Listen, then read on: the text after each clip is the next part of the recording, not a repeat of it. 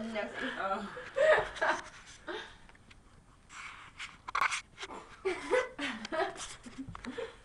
Abomination, destruction, and chaos combined together in one bombshell creates the word genocides.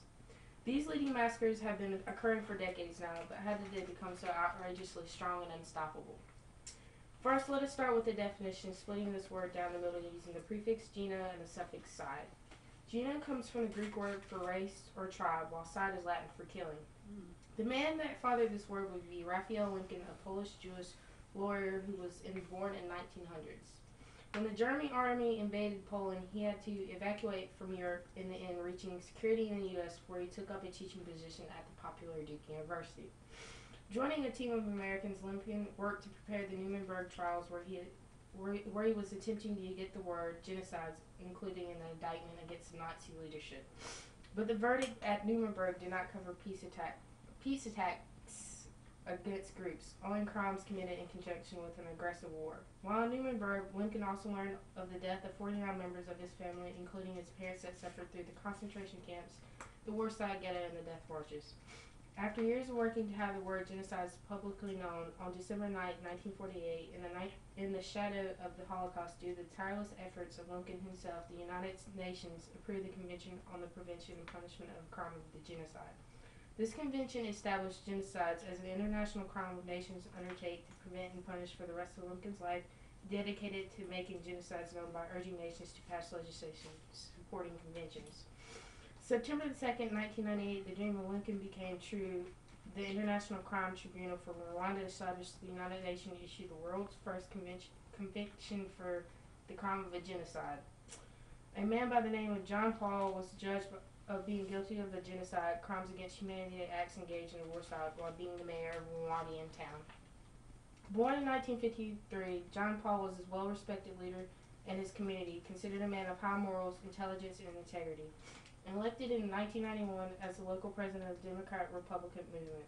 The first official genocide began on April 7, 1994. John Paul did everything in his power to keep the militia out of his town until April the 18th came, and he had a meeting with the mayor, the governments, and this created the genocides.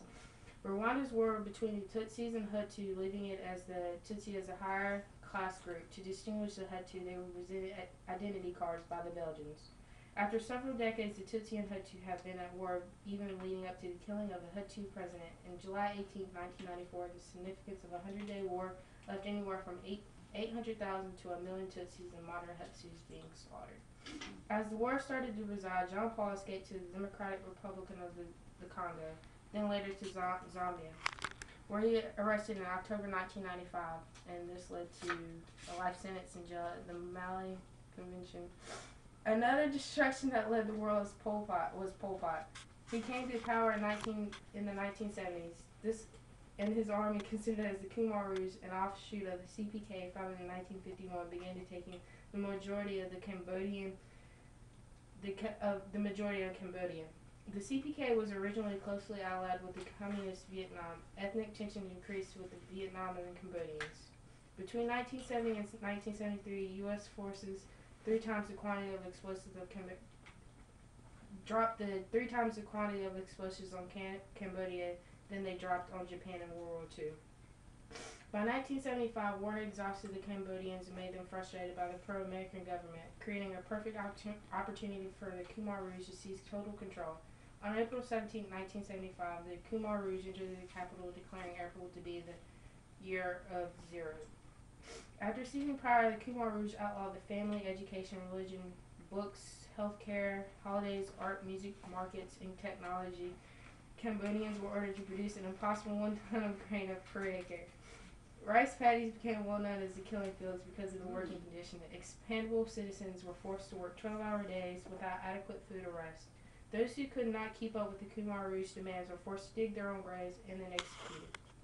Political prisoners were held in special detention centers and tortured till they gave elaborate false confessions with the force of electric shocks, hot metal prods, and knives before being killed. The total between 1975 and 1979 left 2 million Cambodians killed.